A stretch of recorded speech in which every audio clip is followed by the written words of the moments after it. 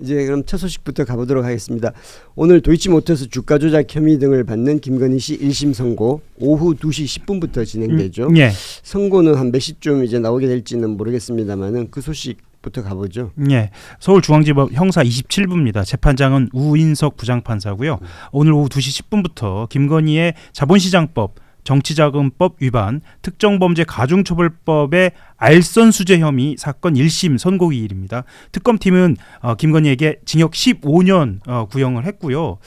실제로 김건희 씨에게 유죄와 함께 징역형 선고가 되면 헌정사상 처음으로 대통령 부부 동시 구속 그리고 동시 실형 선고 이렇게 기록되기도 합니다. 혐의 내용을 간략하게 한번 정리해 주시죠. 이게 워낙 많아서. 워낙 많고 하나가 다 서사가 길어서요. 뭐 1, 2년 동안 진행되지 않은 것이요. 1, 2년 이상 진행된 것이어서 사실 길기는 한데 앞쪽에 좀 전달을 해드리면 김 씨는 일단 도이치모터스 주가 조작 사건 이게 가장 대중적으로 알려져 있죠. 2010년입니다. 벌써 15년, 16년 전인데요. 2010년 10월부터 2012년 12월까지 도이치모터스 주가 조작에 가담해서 8억 1천만 원의 부당이득 을 챙긴 혐의를 받고 있습니다. 당시 관련돼서 김건희는 자신의 계좌만 빌려줬을 뿐 시세 조정 사실 몰랐고 오히려 이용당했다고 주장을 하는데요. 하지만 나중에 녹취를 들어보면 이게 단순히 이 돈만 된 게 아니라 이른바 전주라고 하죠. 플레이어로도 활약한 거 아니냐 이렇게 증거들이 속속 나오고 있었고 실제로 보통 비선 실세는 뒤에서 드러나지 않는데 지금 김건희와 관련돼서 드러나는 걸 보면 비선이 아니라 실세로도 모든 영역에서 다 등장하고 있었기 때문에 당시에도 단순히 전주가 아니라 플레이어로 직접 참여한 거 아니냐 이렇게 보고 있는 것이기도 하고요. 다른 혐의도 있습니다. 그 통일교로부터 금품을 받은 것도 있는데요.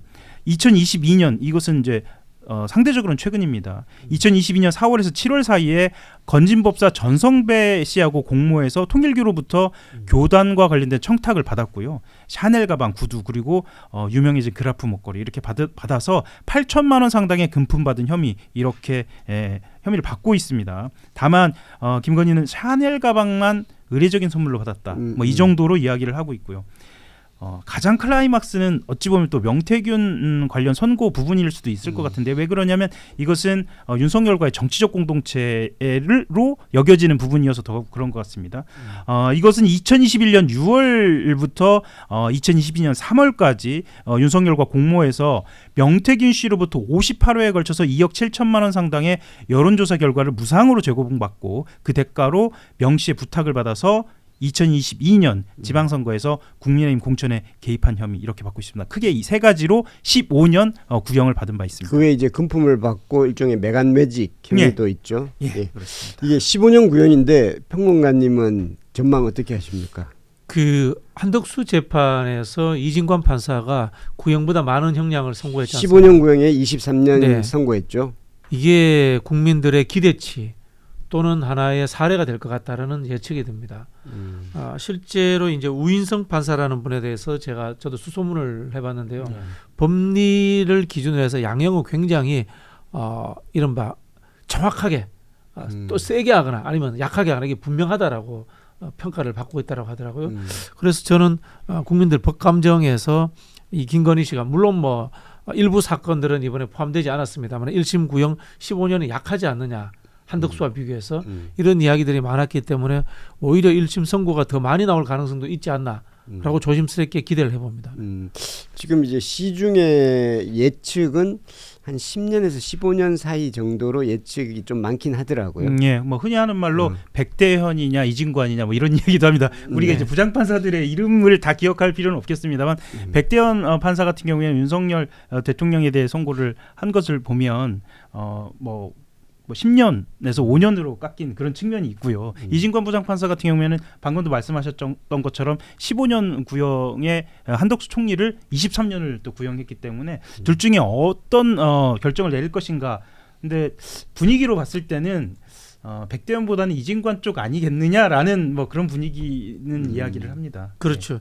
근데 사실 이게 특검이 저는 미흡한 점이 많았다고 봅니다. 아직까지 수사가 진행 안 된 게 있어서 그렇죠. 뭐. 나중에 그게 되면 이제 형량이 더 늘어날 수도 그렇죠. 있겠죠. 네. 예. 서울 양평 고속도로 같은 예. 경우는 시작도 못한 것 같고요. 그다음에 뭐 명태균 게이트 같은 경우에도 하다가 말았다 이런 느낌이 있고, 다만 이름도 기억 안. 울라프 목걸이. 그라프. 그라프. 예. 울라프는 뭐죠? 울라프는 만화 영화에 나오는 거 그러니까 같아요. 죄송합니다. 예, 네.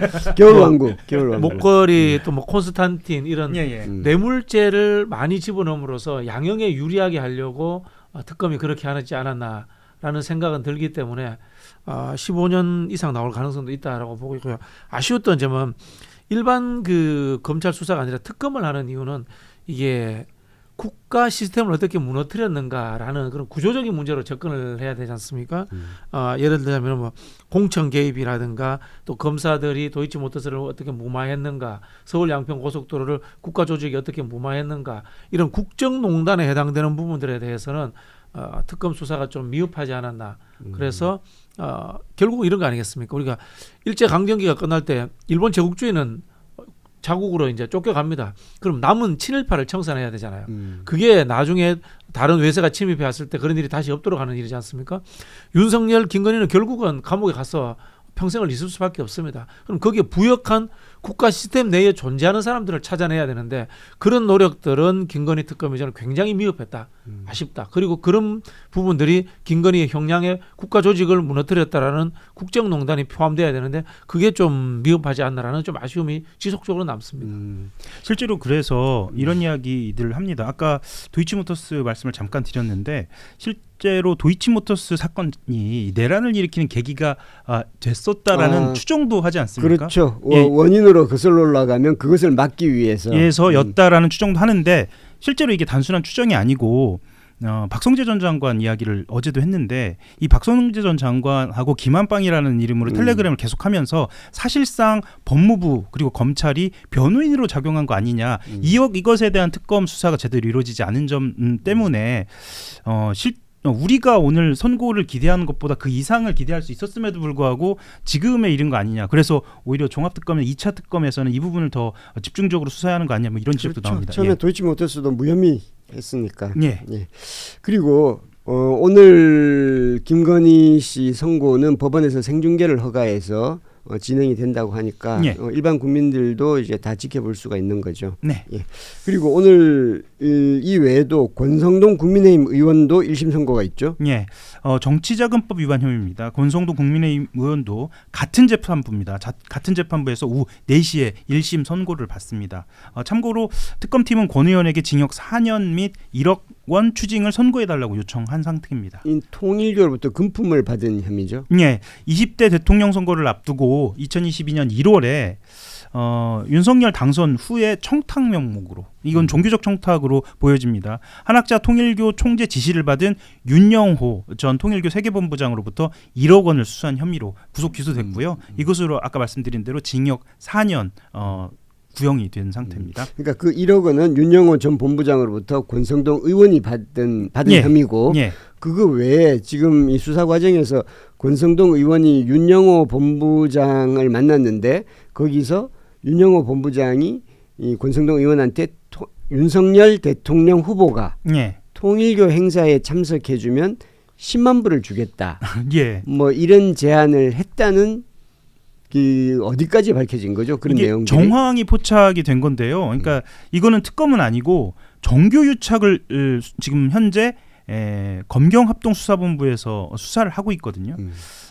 말씀드렸던 것처럼 윤영호 본부장, 그러니까 세계 통일교 관계자인데요. 이 윤영호 세계본부장이 2021년 12월 29일부터 그리고 20대 대통령 선거 직전이죠. 2022년 3월 8일까지 7차례 만난 게 구체적으로 좀 특정이 됐고, 그리고 이 부분에서 말씀하셨던 것처럼 윤 후보가 참석하는 행사, 그러니까 윤 후보가 참석할 만한 행사를 제안하고 최소 10만 불을 제공하겠다라고 한 정황이 행사가 언제 열리는 거죠? 이게 혹시 기억이 나실지 모르겠는데 수사 과정에서도 드러났는데요. 2022년 2월 13일 날 통일교에서 연 한반도 평화 서밋이거든요. 2022년 2월 13일이면 그때는 후보네. 예, 아직까지 후보입니다. 선거가 치러지지 않은. 예. 이 행사에는 마이크 펜스 전 미국 부통령이 참석을 했었고요. 이렇게 이야기를 했다고 합니다. 이거는 이제 여의도 중식당에서 만나서 이야기를 한 건데요. 2022년 1월 5일이니까 불과 한 달 정도 전에 제안을 하면서 통일교 행사에 윤 후보가 참석을 하면 거마비라는 표현을 쓰는데요. 거마비로 최소 10만 불 이상 드린다. 이렇게 이야기하면서 이재명 후보가 참석한다 해도 드릴 것이고 정당한 돈이다. 그러니까 받아도 되는 돈이다. 이렇게 권유를 한 것이고요. 실제로 참석도 했습니다. 받았나요? 그러면? 그러니까 그것에 대해서는 이제 좀 더 취재는 이제 조사는 해야 할 것 같고요. 다만 이제 이 정도로 구체적으로 이야기가 오간 정황이 나오고 있으니까 수사는 보다 더 원활할 것으로 이렇게 보입니다. 아마 그게 받아도 불법은 아닐 수도 있을 것 같다는 생각은 들기는 해요. 왜냐하면 이 통일교 특히 행사가 이제 벤스 대통령한테도 아마 수십만 불을 줬을 거라고요. 그렇겠죠. 네. 그리고 그 외에도 사실은 이렇게 언론사들이 뭐 전직 대통령이나 이렇게 전직 미국 대통령 부르고 이럴 때 수억 원씩 강의료 주거든요. 형태로 네, 강의료 형태로 주고 이제 미국에서는 그게 관행이죠. 뭐 클린턴 같은 경우 엄청나게 계속 그게 이제 굉장히 많이 받고 했으니까 한국 인사들한테는 그렇게까지 돈을 주지 않는데 그 미국 기준에 맞춰서 주려고 했던 것 그렇죠. 같네요. 그러니까 펜스를 부른 것 자체가 미루어 짐작컨대 윤석열 후보라든가 그 유력한 정치인들을 불러서 그것에 대한 이제 여기선 거마비라는 표현을 쓰는데요. 그러니까 그런 거마비를 주겠다라는 구실로 삼은 것이 아닌가라고 미루어 짐작은 할 수 있을 통일교 것입니다. 입장에서는 양당 후보를 다 부른다든지 막 미국의 막 부통령 부른다, 막 전 부통령 부른다든지 이렇게 해서 이제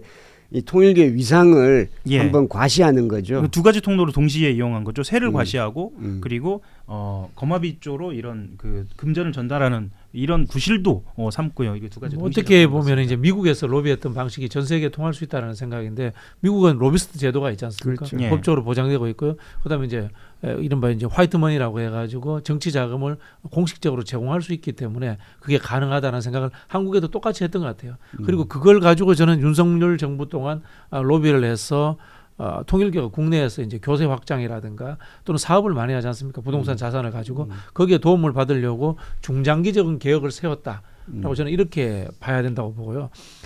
또 역시 이제 특검의 권성동 의원 수사, 특검은 아닙니다만은 이 검찰의 권성동 의원 수사도 조금 미흡하다고 생각이 드는 게 그럼 권성동 의원에게 돈이 전달돼서 그 돈의 전달이 권성동 의원에서 끝이 났는가? 윤석열, 김건희에게 전달됐는가? 아니면은 돈이 선거를 위해서 그 정당 조직으로서 흘러 들어갔는가? 추가 돈은 없었는가? 이런 부분들이 나오지 않았다는 게 좀 아쉽다는 말씀드리고 싶어요. 실제로 이번 그 특검을 포함해서 경찰 검찰 수사에서는 말씀하셨던 것처럼 돈에 대한 흐름은 지금 나오고 있지는 않습니다. 그러니까 구체적으로 돈이 어디로 갔고 이제 취재 과정에서 이걸 저수지라고도 표현을 하는데요. 저수지가 어디인가가 어찌 보면 이 수사의 백미이기도 하고 핵심이기도 하거든요. 이것에 대한 수사는 미진했고 아마도 성과를 내려면 거기로 향하지 않을까 이런 추정도 해봅니다. 예, 근데 아마 현금으로 많이 주고 그랬을 테니까. 그래서 드러나기도 좀 어려운 쉽진 않을 거고요. 거예요. 예. 저희가 2002년도 이른바 차떼기 사건을 기억을 하지 않습니까? 그 연장선상에 저는 있다고 보거든요. 특히 그 한국의 보수 정당이 이른바 돈과 조직으로 움직이는 이 습관과 구습이 있습니다. 그 한꺼번에 버리기 어렵거든요. 그런 일이 있었을 거라고 짐작하고 있습니다. 네. 실제로 이 통일교가 그러면 어떤 성과를 얻었느냐 이것도 미루어 짐작할 수 있는 내용이 좀 나왔는데 이런 이야기를 그 통일교 관계자들끼리 이야기가 오갔다고 합니다. 권 의원, 그러니까 권성동 의원, 권성동 의원이죠. 권이 내가 얘기한 조건을 수용하면 통일교의 표 조직 재정을 지원한다. 이건 뭐 총력전이라는 얘기죠. 그거에 대한 대가는 무엇이냐? 공약으로 받아들여진 우리의 정책을 추진한다. 그러니까 본인들의 그 교세와 관련된 통일교와 관련된 정책이 어느 정도 반영이 됐다라고 본인들이 판단한 거죠. 캄보디아 뭐 ODA, 맞습니다. DMZ, 평화공원 뭐 이런 것들. 예. 그러면서 좀 구체적으로 얘기하는데요. 푸른 집 보좌진. 당의 포션 이렇게 얘기하는데 이게 무슨 말이냐면 청와대에 보좌진으로 넣고 국민의힘에 뭐 당직자를 포함해서 어느 일정 정도의 통일교 관계자들이 들어간다라는 목표를 좀 세웠고 이것도 구체적으로는 좀 밝혀져야 하는 부분을 꿈이 컸네요. 예. 통일교 교리가 정교일치지 않습니까? 통일교 그걸 실현하기 위해서 과거에 총선에 후보들을 내기도 했고요. 그래서 아마 이건 중장기적으로 뭐 계획되었다라고 이렇게 볼 수밖에 저는 없다고 봅니다. 네. 실제로 이게 아마 100년 뒤나 아니면 그 이전도 드라마가 만약에 쓰여진다고 100년까지는 하면 안 걸릴 것 네, 같은데. 이 대통령실 안에 네네. 사실 대통령실 들어가기 굉장히 어렵거든요. 뭐 그러니까 유력한 정치인들 보좌진 하나 넣기도 어렵다라는 근데 이야기를 윤석열 해요. 대통령실 보면 쉽게 들어간 것 같기도 해요. 보니까. 이게 엄청난 각축전이 있었던 그렇죠. 것 그 같습니다. 명단을 갖고 한번 살펴볼 필요가 있지 않나 이런 생각이 들고요. 그리고 이제 선거 개입에서 가장 중요한 부분은 본선이 아니라 경선입니다. 그렇죠. 본선은 우리 뭐 전 국민이 참여하기 때문에 어려운데. 통일교가 좀 이른바 이 큰 영향력을 행사할 수 없습니다만 경선은 뭐 4, 50만이 결정하기 때문에 특정 종교가 개입해서 10만 명 정도 집어넣어 버리면 후보의 당락을 바꿔버릴 수 있습니다. 그런 부분에서 홍준표 후보가 억울하다는 이야기 하고 있지 않습니까? 신천지 부분이죠. 그렇죠. 네. 지금 제대로 조사를 해야 될 것은 2022년 윤석열이 당선되는 국민의힘 경선입니다.